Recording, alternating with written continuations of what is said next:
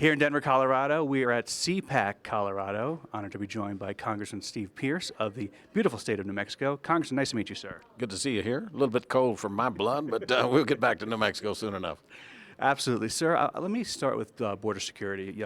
New Mexico, too. It's the southern part of New Mexico, and you're on the border. We had a tragic death of a border patrol agent in Arizona, and in a sad twist of fate near the Brian Terry Border Patrol Station. What are your concerns about border security? Well, one that is simply insecure, that people are frightened on our border. We had a meeting recently in Las Cruces where people came and showed slides of people with their heads cut off, their hands cut off. These tragedies occurring right up to the border, and sometimes the bodies are left on this side of the border. So obviously it frightens people on this side. It says that we need to reform legal immigration to where we can separate the streams of traffic. The people coming here to work are completely different enforcement than those who are doing the damage, the cartels. But the government needs to step up and get busy. I think we still need to get the answers to Fast and Furious. Tell me more about that. Because here at NRA News, of course, we talk about it. We've been covering it since day one. It's a story that the media hasn't been covering. Amazingly enough, Univision seems to be taking a big lead on this. Why is the mainstream media ignoring this story? Oh, I think that it's just they have an agenda. I think that they're willing to work along with this president as he lets problems go, and so I think it's that. I think that Darrell Issa has done a great job calling to account Mr. Holder and the rest of the people. We have to be asking the questions: how come the people who participated got promotions? How come they got sent out of the country where we can't now give them subpoenas?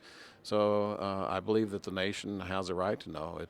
That's our basic job as voters, oversight. And when the government doesn't allow us to have that oversight, then democracy, our republic, loses. Of course, we're here in Denver. The first debate was here between President Obama and Mitt Romney. Rate each man's performance. Well, Mr. Obama, by his body language, told you he lost badly. He seemed to be out of place. He seemed to be struggling all night to find his spot. His talking points were misapplied, and he was just very uncomfortable. The big thing is he didn't have an answer when he was talking about the need for more teachers, and Mr. Romney pointed out you sent $90 billion to failed green companies that have filed bankruptcy. Why didn't you hire 2 million more teachers? I think that was probably the defining moment of the debate. Mr. Romney, on the other hand, looked very presidential, bipartisan, talking about his work with Democrats in Massachusetts. He was forward-looking. He was composed. His tone was really good. I think that's the big piece he needed to accomplish last night. So overall, I think a big win for Mr. Romney. We've got 5 more weeks of the campaign. He's got to do it a lot more. Just one debate is not going to win the election for him. But if he will continue to talk about the big issues, our Second Amendment rights, the Bill of Rights in general, freedom of speech, freedom of religion, our Constitution, that was one of my proudest moments last night when he turned to the words on the wall behind him: life, liberty, and the pursuit of happiness. I mean, that is America. Yeah. So I was enthused. Congressman, you are a member of a body that, let's be honest, gets very low approval ratings, and I'm sure that bothers you. What can you do about that personally, and why do you think Congress gets such low approval numbers?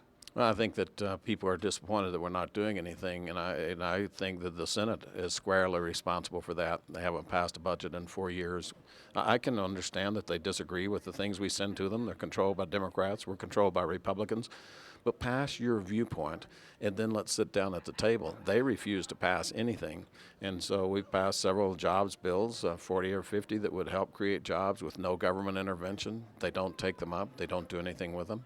So I think that the Senate has to be held accountable in this election for refusing to enact their vision of America.